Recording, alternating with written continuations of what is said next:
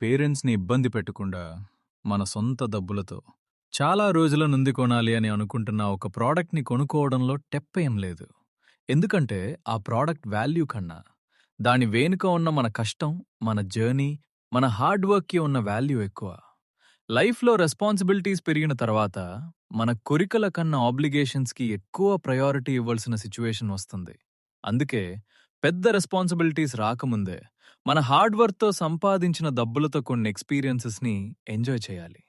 రీసెంట్‌గా నేను నా సొంత ఎర్నింగ్స్‌తో నా ఫేవరెట్ మొబైల్ కొనను. ఫోన్ కొనను అని కాదు.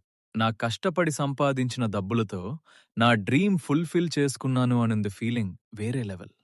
మనీ సేవ్ చేయడం ఇంపార్టెంట్. కానీ మన హార్డ్ వర్క్‌ని అప్రిషియేట్ చేసుకోవడం కూడా అంతే important. Work hard, save smart, enjoy responsibly.